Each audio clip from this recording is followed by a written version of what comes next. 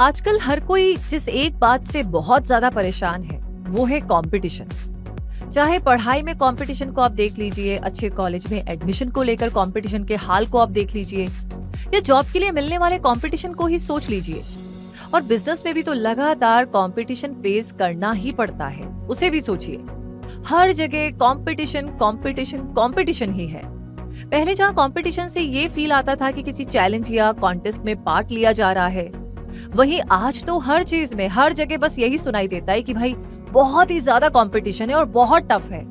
तो ऐसे में आपको क्या लगता है, कंपटीशन हमारे लिए अच्छा होता है या बुरा? मेरे हिसाब से तो इस पर आपके मिक्स रिएक्शन आएंगे, क्योंकि कंपटीशन में दोनों फैक्टर्स होते हैं, यानी कि अच्छा भी और बुरा भी। बुरा इसलिए क्योंकि अगर कंपटीशन बहुत ज्यादा हो और हेल्दी ना हो तो ये खुद के लिए और दूसरों के लिए बहुत हार्मफुल हो सकता है, और इसके जो रिजल्ट होते हैं वो प्रोग्रेसिव तो बिल्कुल नहीं होते। और अच्छा इसलिए कि हेल्दी कंपटीशन हमें बेटर पर्सनैलिटी बनाता है, हमारी स्किल्स को, टैलेंट को और एफर्ट्स को शार्प करता है, और इसी की वजह से हम जिंदगी में तेजी से आगे बढ़ पाते हैं और ग्रो कर पाते हैं। इसका मतलब हेल्दी कंपटीशन होना तो चाहिए ही। तो क्या ये कंपटीशन बिजनेस में भी होना चाहिए? यानी क्या हमें हमेशा शॉप पर और मार्ट में क्रीम बिस्किट की बहुत सारी वैरायटीज दिखनी चाहिए, और चिप्स से लेकर के चावल तक हमारे पास ऐसे ढेर सारे ऑप्शंस होने चाहिए जिनके प्राइसेस में ज्यादा डिफरेंस ना हो? ऐसा हो तो हमें तो काफी फायदा हो ही जाएगा, और होता भी है, क्योंकि एक ही फूड आइटम या किसी भी एसेसरी की शॉपिंग के टाइम हमें ढेरों ऑप्शंस और रीजनेबल प्राइस ऑफर की जाती है। लेकिन ऐसा क्यों? कंपटीशन की वजह से। लेकिन अगर ये कंपटीशन बिजनेस से हट जाए तो किसका फायदा होगा और किसका नुकसान? ऐसा होगा तो ये बिजनेस मोनोपोली हो जाएगी, जिसमें जो बिजनेस मार्केट पर अपना कब्जा बनाए होगा उसे प्रॉफिट होगा, और उसके सिमिलर प्रोडक्ट्स वाले अदर बिजनेसेस को और कस्टमर्स के तौर पर हमें काफी हद तक लॉस हो सकता है, क्योंकि हमें कोई और ऑप्शन, वैरायटी और रीजनेबल प्राइस मिलना मुश्किल हो सकता है। ऐसे में ये समझना जरूरी है कि ये बिजनेस मोनोपोली क्या होती है, ये कैसे काम करती है, ये कितने तरह की होती है, इससे क्या नुकसान होते हैं और इससे कुछ फायदे भी होते हैं क्या। तो ये सब जानने के लिए तो आपको वीडियो को पूरा देखना होगा, कुछ टाइम इन्वेस्ट करना होगा, और फिर ये वीडियोस आप ही की रिक्वेस्ट पर तो बनाए जाते हैं, इसलिए इन्हें लास्ट तक जरूर देखिए। तो चलिए शुरू करते हैं और बिजनेस मोनोपोली को करीब से समझते हैं। अब यूं तो बिजनेसेस को मार्केट में बहुत सारा कंपटीशन मिलता ही है, जिससे सस्टेनेबल प्राइसेस और अपॉर्चुनिटीज क्रिएट होती हैं। लेकिन जब किसी एक नीश में बिजनेसेस को कोई सिग्निफिकेंट कंपटीशन नहीं मिलता है तो वो मार्केट में अपनी मोनोपोली बना सकते हैं। यूं तो एक कंपनी मोनोपोली के जरिए बहुत ज्यादा प्रॉफिट बना सकती है और टारगेट ऑडियंस को फोकस कर सकती है, लेकिन फिर भी ये बिजनेस की एक नॉर्मल कंडीशन नहीं मानी जा सकती, क्योंकि जब एक कंपनी को मार्केट में या इंडस्ट्री में कोई कंपटीशन नहीं मिलता है, यानी उसके जैसे कोई भी स्ट्रॉन्ग ब्रांड्स मार्केट में नहीं होते हैं जो उसके प्रोडक्ट्स एंड प्राइस को टक्कर दे सके, तो वो कंपनी बिना सोचे समझे अपनी प्राइसेस सेट कर सकती है। कुछ मोनोपोली तो नेचुरल होती है, यानी कई बार किसी कंपनी के प्रोडक्ट्स एंड सर्विसेज कोई और कंपनी ऑफर ही नहीं कर रही होती है। लेकिन जब कोई कंपनी सोच समझकर लीगली और इलीगल एक्शंस के थ्रू अपने कंपटीशन वाली सारी कंपनीज को मार्केट से हटा देती है, तो इस तरह की मोनोपोली इंडस्ट्री को नेगेटिवली अफेक्ट करती है। एग्जाम्पल के लिए किसी स्टेट में अगर केवल एक ही इंटरनेट कंपनी हो और उस एरिया में इंटरनेट सर्विसेज पर उसकी मोनोपोली हो, तो बिना किसी कॉम्पिटिटर के वो कंपनी आसानी से अपनी प्राइसेस इंक्रीज कर सकती है, और वो बहुत अच्छी सर्विस ऑफर करे ये भी जरूरी नहीं होगा। हालांकि अलग अलग इंडस्ट्रीज और मार्केट्स में इस मोनोपोली के डिफरेंट इम्पैक्ट्स भी हो सकते हैं। फ्री मार्केट्स तो ऐसी इकोनॉमिक कंडीशंस को ही एनकरेज करते हैं जिसमें ज्यादा कंपटीशन और इनोवेशन हो, लेकिन मोनोपोली में एक बिजनेस अपने सारे कॉम्पिटिटर्स को खरीद लेता है ताकि वो मार्केट को डोमिनेट कर सके। मोनोपोली में एक कंपनी मार्केट कंडीशंस को कुछ ऐसा बना देती है जिसमें उसका बिजनेस ज्यादातर कस्टमर्स को सर्विस देता है, और इसमें प्योर कंपटीशन बहुत ही लिमिटेड अमाउंट में होता है। प्योर कंपटीशन का मतलब आप समझ गए ना? इसका मतलब एक ऐसी मार्केटिंग सिचुएशन जिसमें बहुत सारे सेलर्स सिमिलर प्रोडक्ट्स को सिमिलर प्राइसेस पर ऑफर करें। ये प्योर कंपटीशन मोनोपोली का ऑपोजिट होता है, क्योंकि इसमें प्रोडक्ट की प्राइस पर कंपनीज का बहुत थोड़ा ही कंट्रोल होता है।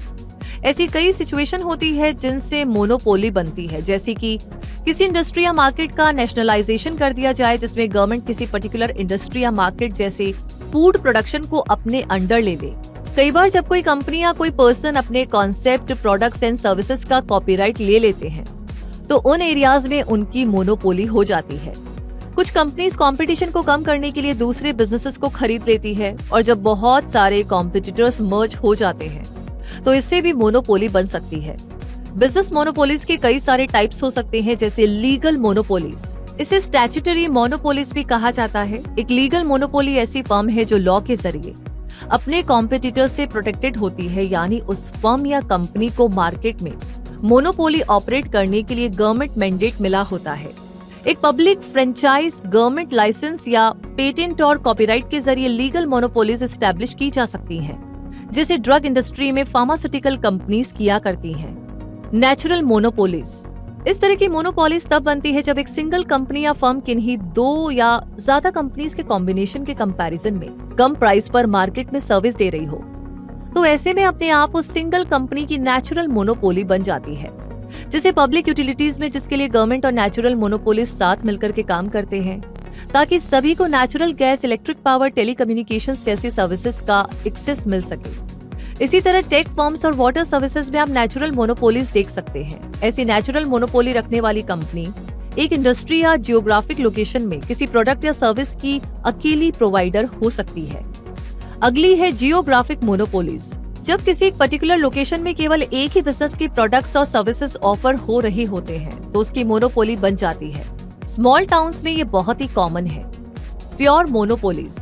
अगर कोई चिप्स कंपनी मार्केट में ऐसी अकेली स्नैक फूड कंपनी हो जो unique flavour potato chips sell कर रही हो तो अपने आप ही उसकी मोनोपोली बन जाएगी, क्योंकि उसका कोई कॉम्पिटिटर नहीं है और इसे प्योर मोनोपोली कहा जाएगा। टेक्नोलॉजिकल मोनोपोलीज की बात करें तो जब कोई बिजनेस कोई पर्टिकुलर टेक्नोलॉजी यूज कर रहा हो जिसे कोई और यूज ना कर रहा हो तो उस कंपनी को टेक्नोलॉजिकल मोनोपोली मिल जाती है। जैसे अगर एक food delivery company food delivery के लिए ड्रोन टेक्नोलॉजी यूज करने लग जाए और ऐसा करने वाली वो अकेली कंपनी हो तो उसकी टेक्नोलॉजिकल मोनोपोली तो हो ही जाएगी।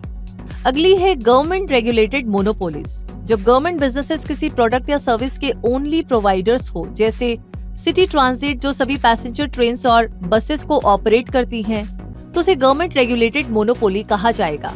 इस तरह और भी तरह की मोनोपोलीज हो सकती है, जैसे resource monopolies, growth monopolies etcetera. और क्योंकि कॉमन मोनोपोलीज के बारे में हम समझ चुके हैं तो अब मोनोपोली के प्रोज और कॉन्स पर भी एक बार नजर डालते हैं ताकि इसमें और क्लैरिटी आ सके। तो पहले जानते हैं प्रोज, क्योंकि फायदे की बात सबसे पहले करनी चाहिए। बिजनेस मोनोपोली से बिजनेसेस को लिमिटेड कंपटीशन मिलता है। ऐसी कंपनीज की सेल्स ज्यादा होती है क्योंकि उनके प्रोडक्ट्स और सर्विसेज की हाई डिमांड रहती है, इसलिए उनकी इनकम भी इंक्रीज होती है। मोनोपोली मार्केट्स में भले ही प्राइस हाई हो, लेकिन क्योंकि कोई कंपटीशन नहीं होता इसलिए प्राइस स्टेबिलिटी देखने को अक्सर मिलती है। ऐसे में कंपनी को मार्केटिंग रिसर्च पर कम खर्चा करना पड़ता है और वो अपने फाइनेंशियल रिसोर्सेज को डेवलपमेंट, प्रोडक्शन और रिक्रूटमेंट पर लगा देती है। इसका मतलब मोनोपोली किसी कंपनी या बिजनेस को तो बहुत सारा फायदा दिलाती है। चलिए जरा अब इस बिजनेस मोनोपोली के कॉन्स को भी रिवाइज कर लेते हैं। इसमें हमें हाई प्राइसेस मिलते हैं, चॉइसेस बहुत ही कम मिला करती है, लो क्वालिटी प्रोडक्ट्स मिलने के चांसेस भी बढ़ जाते हैं। कहीं कहीं डिफरेंट एरियाज में एक ही प्रोडक्ट के प्राइस में डिफरेंस भी मिलता है। यानी बिजनेस मोनोपोली जहां बिजनेस को प्रॉफिट देती है वहीं कस्टमर को लॉस देने के हाई चांसेस रखती है। तो ऐसे में तो यही समझ में आता है कि ज्यादातर एरियाज में मोनोपोली की जगह हेल्दी कंपटीशन बना रहे तो ही अच्छा है। चलिए अब आपको ये भी बता देते हैं कि मोनोपोली की तरह ओलिगोपोली भी हुआ करती है। अब ये क्या है, आइए जानते हैं। मोनोपोली तब होती है जब एक बिजनेस मार्केट को एक्सक्लूसिवली ऑपरेट करता है, राइट? जबकि ओलिगोपोली तब होती है जब एक इंडस्ट्री या मार्केट में बस कुछ कंपनीज ही हिस्सा लेती हैं। जैसे कि एक एरिया में केवल एक यूटिलिटी कंपनी की सर्विस होने के बजाय एक दो और यूटिलिटी कंपनीज की सर्विस भी मिलना, ताकि थोड़ा कंपटीशन बना रहे। ओलिगोपोली भी फेयर कंपटीशन को एनकरेज कर सकती है क्योंकि इसमें भले कम ही हो लेकिन एक से ज्यादा कंपनीज एग्जिस्ट करती हैं। यानी कंपटीशन तो बना ही रहता है और कंज्यूमर को भले कम ही मिले पर प्रोडक्ट्स एंड सर्विसेज पर चॉइसेस मिलती है। इसका मतलब कंपटीशन अगर बहुत ज्यादा ना भी हो तो भी थोड़ा तो होना ही चाहिए। और इस तरीके से अब आप मोनोपोली और ओलिगोपोली के डिफरेंसेस को भी जान चुके हैं और बिजनेस मोनोपोली क्या है, कैसे काम करती है, इसके फायदे नुकसान सब कुछ अब आपकी समझ में आ चुका है और ये नॉलेज आपको काफी सारा फायदा देगी। तो बताइए कमेंट सेक्शन में ये जानकारी आपको कैसी लगी। साथ ही आगे कौन सा सवाल है जिस पर वीडियो देखना चाहते हैं लिख भेजिए। सब्सक्राइब करके बेल आइकन को प्रेस कर दीजिएगा ताकि कोई भी नोटिफिकेशन, कोई भी जानकारी आप कभी भी मिस ना करें। रूबी आपसे मिलेगी बहुत जल्दी ही, तब तक के लिए धन्यवाद।